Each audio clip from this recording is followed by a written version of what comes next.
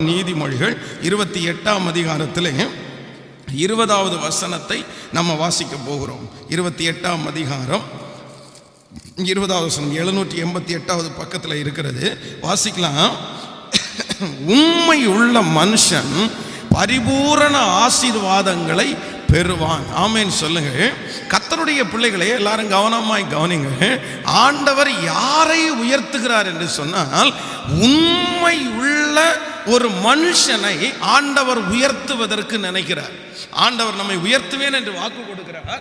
அந்த உயர்த்துவதற்கு கர்த்தர் தெரிந்து கொள்ளுகிற மனிதர்கள் சாதாரணமானவர்களாக இருந்தாலும் ஆண்டவர் யாரை உயர்த்த முடியும் என்றால், ஒரு உண்மை உள்ள மனிதனைத்தான் கர்த்தர் உயர்த்த முடியும். இந்த உண்மைன்னு நான் தியானிக்கும் போது ஆண்டவர் சொல்றாரு, முதலிலே ஒரு தேவனுடைய பிள்ளை எதுல உண்மையா இருக்கணும்னா, கொஞ்சத்தில் உண்மையா இருக்கிறவனை கர்த்தர் அநேகத்தின் மேல் அதிகாரியாய் கர்த்தர் வைப்பார். லூக்கா எழுதின சுவிசேஷம் 25ஆம் அதிகாரத்திலே 21வது வசனத்திலிருந்து நம்ம வாசிக்கும் போது, லூக்கா எழுதின சுவிசேஷம் 25ஆம் அதிகாரத்திலே எடுத்துக்கொள்ளலாம்.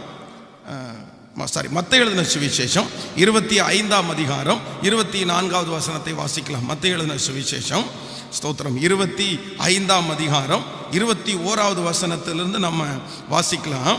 அவருடைய எஜமான் அவனை நோக்கி, நல்லது உத்தமமும் உண்மையும் உள்ள ஊழியக்காரனே, கொஞ்சத்திலே உண்மையாயிருந்தாய், அநேகத்தின் மேல் உன்னை அதிகாரியாய் வைப்பேன், உன் எஜமானுடைய சந்தோஷத்துக்குள் பிரவேசி என்றார். 2 தாலந்தை வாங்கினவனும் வந்து, ஆண்டவரே 2 தாலந்தை என்னிடத்தில் ஒப்புவித்தீரே, அவைகளை கொண்டு இதோ வேறு 2 தாலந்தை சம்பாதித்தேன் என்றான். அப்பொழுது எஜமான் அவனை நோக்கி, நல்லது உத்தமமும் உண்மையும் உள்ள ஊழியக்காரனே, கொஞ்சத்தில் உண்மையாயிருந்தாய், அநேகத்தின் மேல் உன்னை அதிகாரியாய் வைப்பேன், உன் எஜமானுடைய சந்தோஷத்துக்குள் பிரவேசி என்றார். நன்றாய் கவனிங்கள் கர்த்தருடைய பிள்ளைகளே. ஆண்டவர் ஒரு மனிதனை உயர்த்துவதற்கு ஆண்டவர் எந்த மனிதனை எதிர்பார்க்கிறார் என்றால், கொஞ்சத்தில் உண்மையாய் இருக்கிற மனிதர்களை ஆண்டவர் தேடுகிறார். இங்கே இந்த எஜமானுடைய சம்பவத்தை குறித்து வேதம் சொல்லுகிறது. இந்த எஜமானன் தூர தேசத்திற்கு கடந்து போகிறார். 3 பேரை அழைத்து 3 பேருடைய கையிலையும் கொஞ்சம் கொஞ்சமாய் கொடுக்கிறார். கொஞ்சம் பொறுப்புகளை கொடுக்கிறார். ஒருத்தரிடத்தில் 10 பொறுப்பு, இன்னொரு ஒரு 5 பொறுப்பு, இன்னொரு ஒருத்தர் 1 பொறுப்பு, இப்படியாக பொறுப்புகளை பிரித்து கொடுத்து கொண்டு போகிறார். ஆனால் வெகு காலம் தாண்டின பின்பு அந்த எஜமானன் திரும்பி வந்து, எப்பா உங்க கையில கொடுத்திருக்கிற தாலந்து, உங்க கையில கொடுத்திருக்கிற அந்த பணம், இல்லைன்றால் உங்க கையில கொடுத்திருக்கிற அந்த பதவி, இதெல்லாம் நீங்க எப்படி பயன்படுத்தினீங்க, திரும்ப என்னிடத்தில் கொண்டு வாருங்கள் என்று சொன்ன போது 2 பேர் கொஞ்சத்திலே உண்மையா இருந்தார்கள். அவர்கள் கொடுத்ததை அப்படியே 10ஐ 5ஐ 10ஆக அவர்கள் மாற்றினார்கள். உடனே அந்த எஜமானன் சொல்லுகிறார், உண்மையும் உத்தமம் உள்ள ஊழியக்காரனே, நீ கொஞ்சத்தில் உண்மையா இருந்தாய்.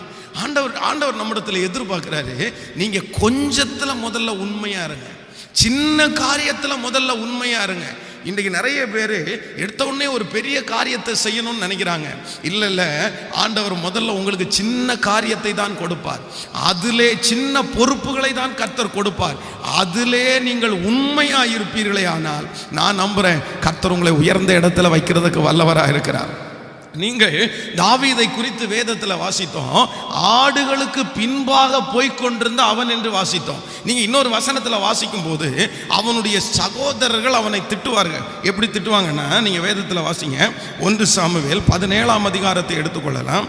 1 சாமுவேல் 17ஆம் அதிகாரம் 28வது வசனத்தை வாசிக்கும் போது 27, அந்த மனுஷரோட அவன் பேசி கொண்டிருக்கிறதை அவன் மூத்த சகோதரனாகிய எலியாப் கேட்டபோது அவன் தாவீதின் மேல் கோபம் கொண்டு, நீ இங்கே வந்தது என்ன? வனாந்தரத்தில் உள்ள அந்த கொஞ்ச ஆடுகளை யார் வசத்தில் விட்டாய்? எவ்வளவு ஆடு? சத்தமா சொல்லுங்க, எவ்வளவு ஆடு? கொஞ்ச ஆடு. அப்போ அவனுடைய சகோதரர் அவனை பார்த்து சொல்லுகிறார், எப்பா உன் கையில நிறைய ஆடெல்லாம் எங்க அப்பா கொடுக்கல, பெரிய பெரிய கூட்டத்தை உன் கையில கொடுக்கல, அந்த கொஞ்ச ஆடை யார் வசத்தில் விட்டு விட்டு வந்தாய்? ஆனா இன்னொரு வசனத்தை நீங்க வாசிங்க, 34வது வசனத்தை வாசிங்க. தாவீது சவுலை பார்த்து, உம்முடைய அடியான் என் தகப்பனுடைய ஆடுகளை மேய்த்து கொண்டிருக்கிற போது ஒரு விசை சிங்கமும் ஒரு விசை ஒரு கரடியும் வந்தது, மந்தையில் இருக்கிற ஒரு ஆட்டை பிடித்து கொண்டது. நான் அதை தொடர்ந்து போய் அதை அடித்து அதன் வாய்க்கு தப்புவித்தேன். அது என்மேல் பாய்ந்த போது அதன் தாடியை பிடித்து அதை அடித்து கொன்று போட்டேன். கையை உயர்த்தி ஒரு ஹல்லேலூயா சொல்லுங்க. எவ்வளவு அழகா இருக்கு பாருங்களேன். அவன் சகோதரர்கள் திட்டுறாங்க, அந்த கொஞ்ச ஆடை யார் வசத்துலப்பா விட்டுட்டு வந்த? ஆனா தாவீது சொல்லும் போது சொல்லுகிறான், கர்த்தர் கொடுத்த அந்த கொஞ்ச ஆட்டுலையும், எங்க அப்பா கொடுத்த கொஞ்ச ஆட்டுலையும் சிங்கம் வந்துச்சு, கரடி வந்துருச்சு. கொஞ்ச ஆடு தானே, 2-3 ஆடு தானே கொடுத்தாரு, என்ன அது போனா என்ன பெரிய விஷயம் இல்லை, அப்பாட்ட சொல்லலாம் அப்படின்னு நினைக்கல. தன்னுடைய ஜீவனை பணயம் வைத்து அந்த ஆடுகளை மீட்டு கொண்டான். கர்த்தருடைய பிள்ளையே, இன்னைக்கு ஆண்டவர் எதிர்பார்க்கிறார் அப்படிதான். உங்களுக்கு கொஞ்சம் தாளந்து இருக்கிறா, கொஞ்சம் கிருபைகள் இருக்கிறதா, எனக்கு பெருசா வரட்டும், அதுக்கப்புறம் நான் ஆண்டவருக்காக செய்கிறேன், எனக்கு பெருசா ஆண்டவர் கொடுக்கட்டும், நான் சாட்சியா வாழ்வேன் அப்படின்னு சொல்லாதீங்க. எனக்கு போய் கொஞ்சம் ஆண்டவர் கொடுத்துருக்கிறாரு, எனக்கு சின்னதா ஒரு உயர்வை கொடுத்துருக்கிறாரு. ஆண்டவர் என்ன எதிர்பார்க்கிறாருன்னா, அந்த சின்ன பொறுப்புல நீங்க உண்மையா இருக்கும் போது ஆண்டவர் உங்களை நம்பி பெரிய பொறுப்புகளை கர்த்தர் கொடுக்க வல்லவராக இருக்கிறார். ஹல்லேலூயா. யோசேப்புனுடைய வாழ்க்கையை நீங்க நினைச்சு பாருங்க. அவனுடைய வாழ்க்கையில ஒரு போத்திபாருடைய வீடு அடிமை வேலை தான், ஒரு சின்ன பொறுப்பு தான் அவனுக்கு கொடுக்கப்படுகிறது. ஆனா அவன் அந்த கொஞ்சத்துல உண்மையா இருக்கிறான். சிறைச்சாலைக்கு கடந்து போகிறான், சிறைச்சாலையிலே அவனுக்கு ஒரு சின்ன பொறுப்பு கொடுக்கிறது, அந்த பொறுப்புல அவன் ரொம்ப கவனமா இருந்தான், உண்மையா இருந்தான். கர்த்தர் அவனை நம்பி எகிப்து நாட்டையே பொறுப்பா இருக்க கர்த்தர் கொடுத்தார். ஹல்லேலூயா.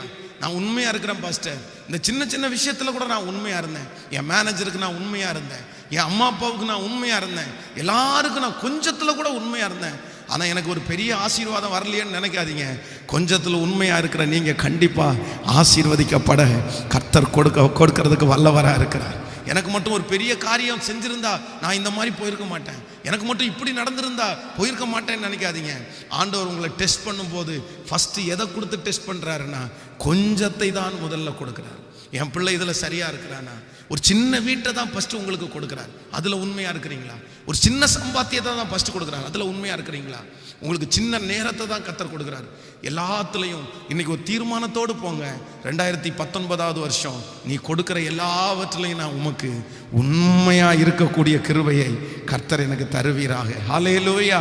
ஒரு மனுஷனை கூட உங்களுக்கு காண்பித்து நான் ஜெபித்து முடிக்க போகிறேன். இங்கே இருக்கிற நிறைய பேர் இன்னைக்கு தோற்று போய் வந்திருக்கிறதுக்கு என்ன காரணம்னா, நீங்கள் கொஞ்சத்தில் என்ன இல்லை, சத்தமாக சொல்லுங்க, கொஞ்சத்தில் உண்மையா இல்லை. அந்த கொஞ்சத்தை பார்த்த உடனே உங்கள் மனசு அநேகத்தின் மேலே போயிருச்சு. இதை போய் நான் எதுக்கு செய்கிறேன், இதை போய் நான் எதுக்கு செய்கிறேன், கர்த்தருடைய சித்தத்தையே அறியாமல் அந்த கொஞ்சத்தில் உண்மை அல்லாதனால தான் இன்னைக்கு எல்லாமே உங்களை விட்டு எடுக்கப்பட்டிருக்கிறது. ஆனால் ஒரு ஒப்பு கொடுப்போம், நான் எல்லாத்துலேயும் உண்மையாக இருக்கக்கூடிய கிருபையை கர்த்தர் எனக்கு தருவீராக.